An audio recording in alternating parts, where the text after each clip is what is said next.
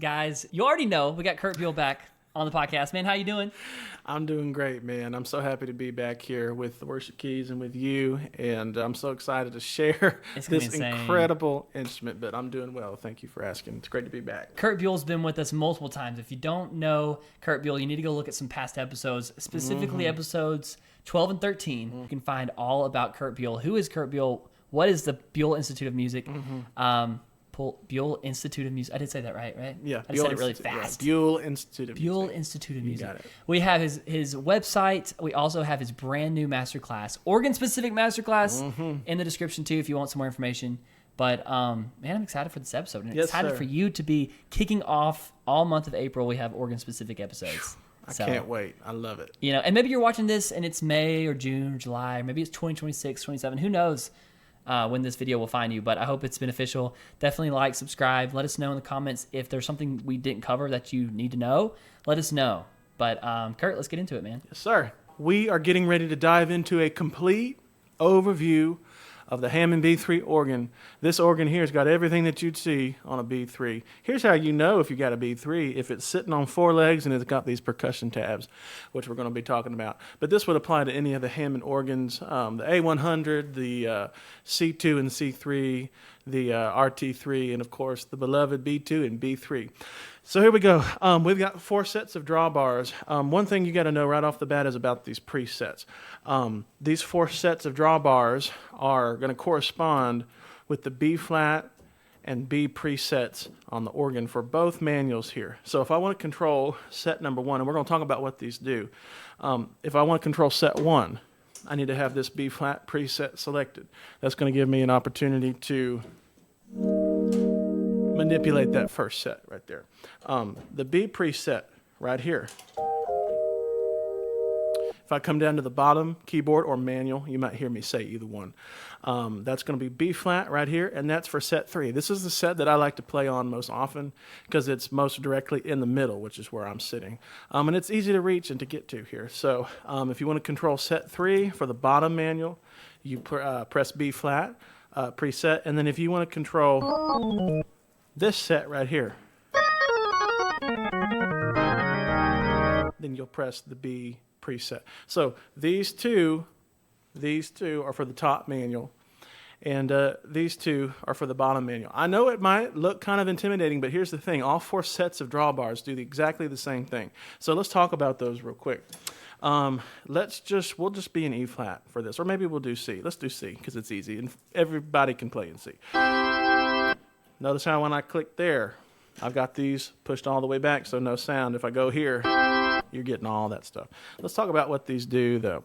What I tell people to do is to go through and either just play a single note or a chord and just listen to each drawbar setting. We're going to add them together first. As you can tell, as I move forward here to the right, we start adding levels of sound.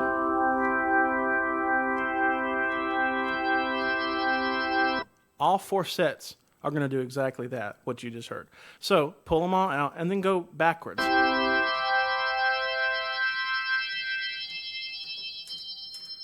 This will really drive home the point that it's left to right, low to high. If I were to go here, it'd be the same exact thing. One thing that you should do, though, is go through and listen to each one individually. So the first one, there's 9 of these. This second one here sounds like it's a 5th above. Sounds like you're playing that chord even though you're playing a C chord. So that one, and then the 3 black ones are going to behave similarly to that. Third one here. It's going up each time. That one sounds like a 5th. This next one will sound like a 3rd. 5th again. Octave right there. All right, every single set is going to do exactly what you just saw. These here in the middle are going to be for your pedals. I like to use this first one, and depending on the organ and the Leslie, I might need a little bit of that one. But that one sounds like that, so it's a higher octave there. I pretty much just need this one when I'm playing. So let's talk about some of the settings that I like to use, and then we'll get to some of this other stuff here. I really like to start here. I am going to switch to E flat for this. This is great for just playing pads, stuff like that. nice and mellow. Oops. And I might intensify. Here's the thing, you don't have to stay on the same setting as you're playing. Just like a song would weave in and out of dynamics, loud, soft, back to loud, or vice versa. You should be doing that with the organ. That's how this differs from an acoustic piano if you're playing that in church. Obviously, if you got keyboards and synths, you can manipulate sounds and stuff. The cool thing is that the organ can do the same exact thing. So if we were to intensify, I might go there. This is nice if you just need to hold some chords on some of that contemporary stuff.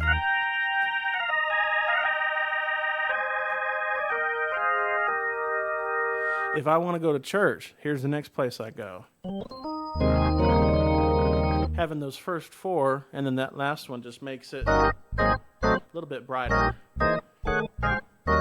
which you'd expect to hear in a gospel song.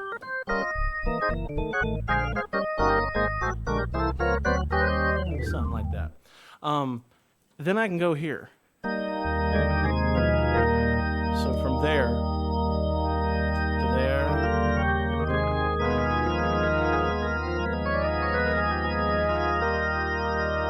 If you're playing a contemporary song and you want to intensify without going straight to church like this, pull this one out. So watch this.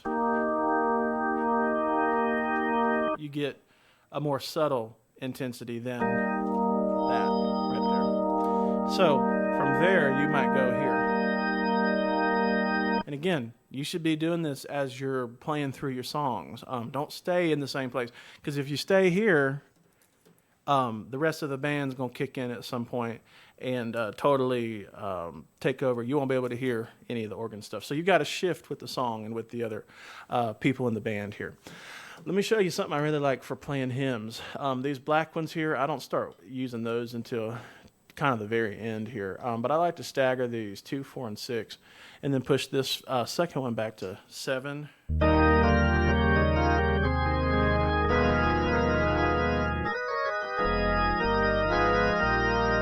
And that's what I call the cathedral sound. You can totally hear what I'm talking about.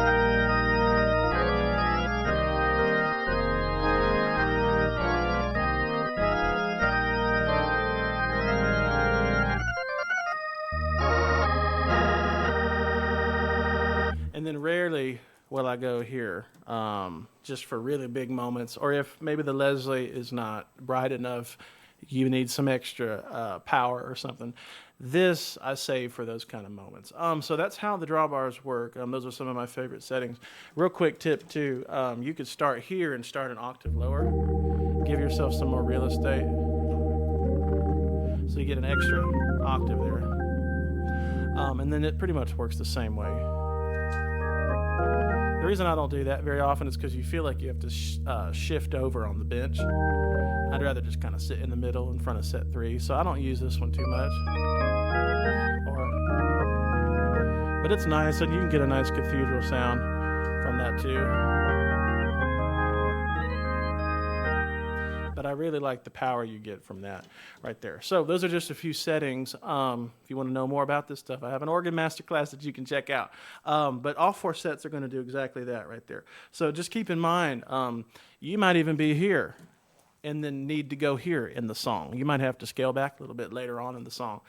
This is also great, not just for playing pads, but that kind of stuff. Single notes. Okay, so that's drawbars. Let's talk about vibrato. So let's say somewhere along the way I need a little bit more texture. That's what these 2 tabs are for. This one right here is just for volume. So you hear the difference there. I typically don't play on soft unless it's a smaller room and you're just trying to play behind somebody while they're talking. Then I might do that. If I can't get the organ to scale back a little bit on the volume, I'll use that. But typically, I'm just going to play it on normal. So we've got 2 tabs here for vibrato. We also have this little dial that we're going to talk about real quick. There's 2 manuals here, and so this tab will control the vibrato, which sounds like that for the top manual, which is called the swell. This manual or keyboard is called the swell. It's a pipe organ term. And then you have what's called the great, or I just call it the bottom manual. But the vibrato for that one is controlled here. That's typically the one that I use. These different settings right here will give you different textures. I pretty much only use C3. What I would encourage every one of you to do when you sit down at the organ is try some of these different presets and different options and just see what they sound like for yourself. I am going to take you through these other ones here. Okay, so we are on C3. Here's V1. Yikes. C1, not too bad. Those V's are just going to sound kind of weird. C2, I think. V3, this is the one that I was saying. It sounds like a circus organ.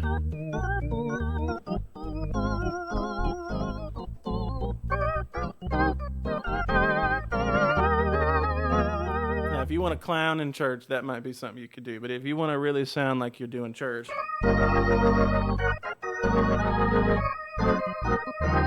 C3 is just the one that everybody uses. So if you want to do the vibrato on the bottom manual, you turn that one on right there. If you want to do vibrato on the top manual, that one right there. All right. Now that's distinct from the Leslie switch, which we're going to talk about next. If you've ever seen a real Leslie cabinet before, when you switch this thing on, let's see here. You're going to see something, excuse me, in the cabinet spinning. That's the horn at the top and then the drum at the bottom. And that's what's throwing the air around to create that effect. So if you move this, it'll slow the horn and the drum down to where you get this nice, pretty chorus effect.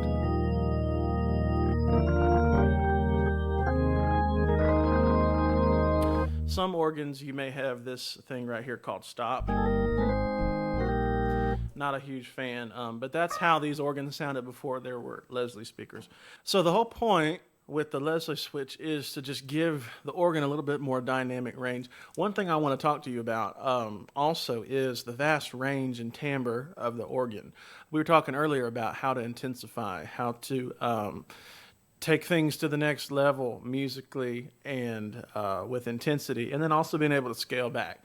With acoustic instruments, you're typically just going to have one timbre, one pocket of volume that you can get, one pocket of instrument color that you can get. The cool thing here is it's so versatile that you can be right here, change the way it sounds with the Leslie switch, change the timbre and the tone color just by moving the drawbars, and then moving that right there. There's not really a method to the madness here. It's just when you feel like you want to hear this, just switch it. And then I do like to end songs like this. Give it a chance to ring. And then you might even just bring your volume pedal down like that. I just think that makes for a pretty sound there. Let's talk real quick. And here's the thing. Don't get hung up on these on the Leslie switch or anything like that. Just try not to overuse it, because I do see some people a lot of times just constantly switching. Don't use that as a crutch. Let the instrument do what it does. I'll demonstrate. I'm going to play you a song real quick and show you just how I would use this.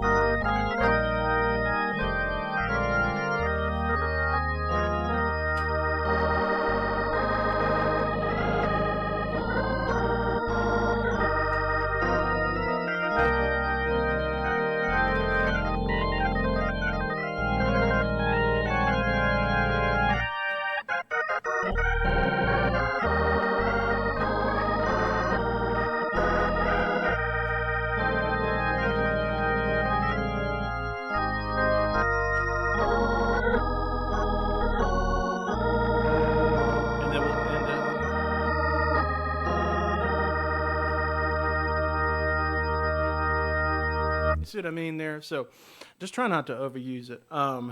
That's my best advice there. Let's talk a little bit about the percussion tabs here. So, you know, you got a B3 or a C3 or an A100 if it has these right here. Now we can just turn this on. The way that this works is you need to be on the top manual only and then have that B preset clicked. We're going to talk about those presets too in just a second. Let's just pull all 4 of these out. That is the only set that corresponds to this right here. Now you got different settings and we'll talk just briefly about them. But the way that would work, imagine you were playing like a jazz thing. You hear the difference between that and... There's a little bit of key click on this, but with this...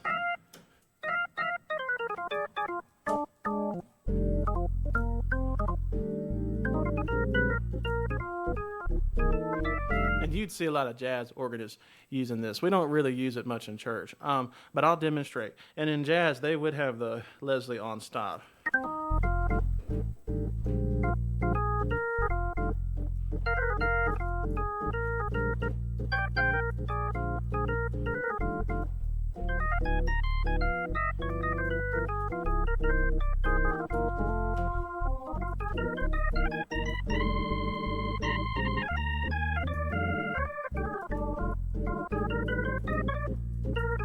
And then you can change stuff. Watch this.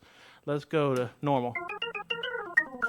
Now we got even more click going on. You can change this. You get a different sound. See what I mean? I would just encourage everybody, play along or play around with these just to see what they do. I've seen organists using that one where all 4 tabs are pushed this way. But other ones I would be maybe that right there. You're just not going to see that a whole lot in church. I've heard it on a couple church records just here and there where you want to play something kind of percussive. That kind of stuff, you know. But that's how that works. Again, it's only for set 2, and you have to have the B preset in the top manual selected. So one more time on this.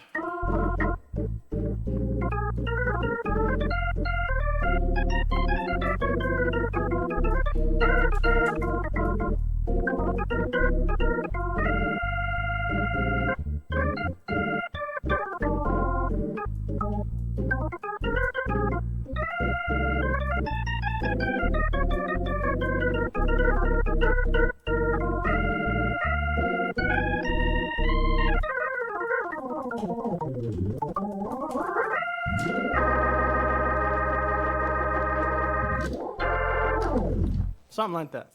All right, let's talk about these presets. So these C's right here, that's going to clear your presets out. So on a real Hammond B3, for example, these would get pressed down. Now, if you can kind of see, there's a little green light that tells me that that's what I've got selected. This clears that out, which would actually raise that preset back up on the organ. And you can see the little red dots here. Try out the different ones. Just press them and play them. They're preset sounds. And this comes from pipe organ. A lot of this stuff transitions over from the pipe organ to the Hammond organ. But just go through and press them. This is the one right here that I like, and I'll show you how to use it in a second. They're designed to sound like different instruments and different instrument sections of an orchestra. Like some of these are probably like flute and oboe and trumpet and that kind of stuff. If you've been around a lot of organs, you might even see some of the organs that have preset names on them, like trumpet or tuba or things like that. And that's what this is trying to emulate here. And then finally, we're back here at our drawbar presets. I like this one. And the reason I like it, it sounds really great right here. Whoops.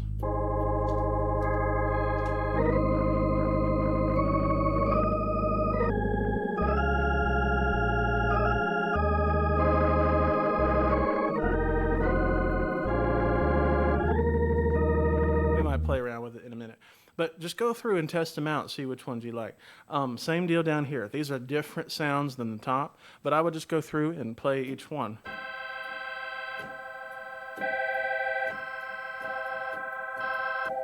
I love that one. We're going to talk about that one. And that kind of sounds like the full open sound, you know. It's just not quite as strong. This one here, A flat, is great for when you want to do like some stabs.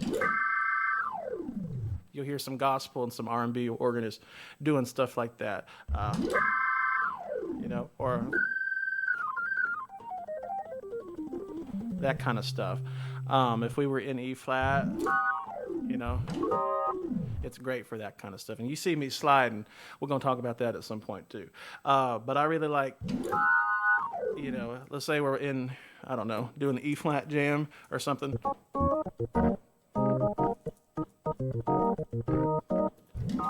You know, that kind of thing. Or it's a nice little effect. Let's talk about this one more time. I want to actually do that the right way here. Let's see. Let's do a hymn. Let me think here.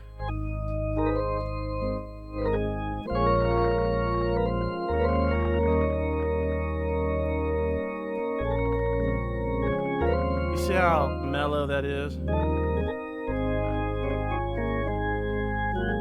And it just gives you a different color for the left hand. Bless me now, my Savior.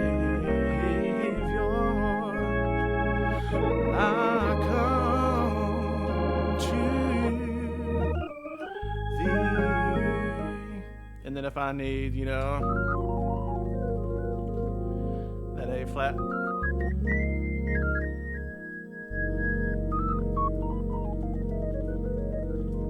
Something like that. But anyway, it's very easy to toggle between these. Last thing, why do we need to have two sets of drawbars? You know, this and this right here. What if you want to start mellow like this?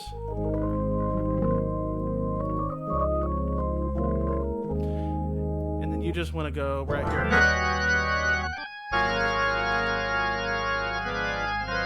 That's what that's for. And then you saw what I was doing earlier, playing two keyboards at once with two different sounds. That's why we have two keyboards. So you could be playing this and have that, or maybe you have, this works really great right here for playing lower stuff.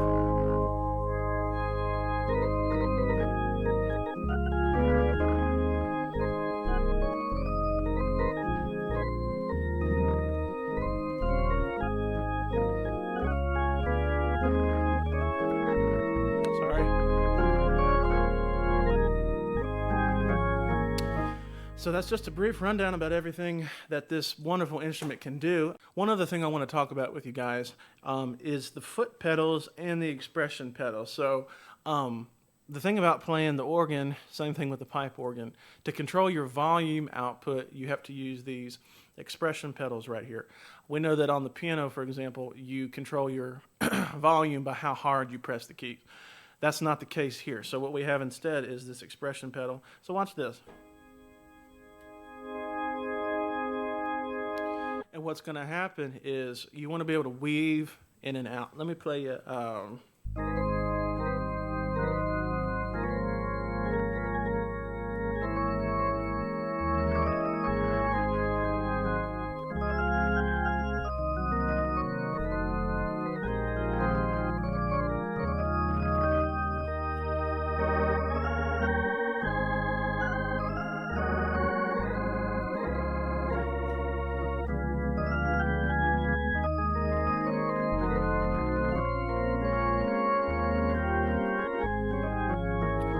Think like how a singer might naturally increase volume and intensity and then draw back a little bit. You want to treat this the same kind of way.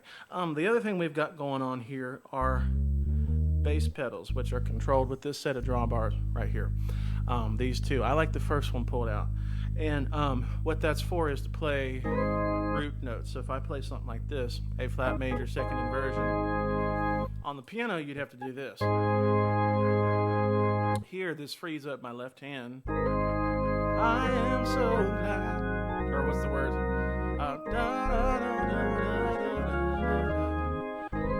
Jesus so sweetly abides within. I should know these words. You can see what what I'm doing. I'm playing the root notes. Glory to his name. Help me say, glory to his name. Precious name. Say glory to his name. Some of that stuff. There to my heart was the blood applied. Glory to his name. So, and then if I want to walk up, you want to actually be able to think independently about your pedals. So what I would encourage people to do is master this heel-toe method, which you're seeing me do. For most of these white keys, you would play your heel like this. And for the black ones, you'd play your toe like that. So that's a way to get around. Now, you may have to double up on the heel there, like right there where your half steps are. But generally, that's how that works. And then I would just go through and play your scales with that method. Play some of these walk-up patterns, like that. And then play them with your chords.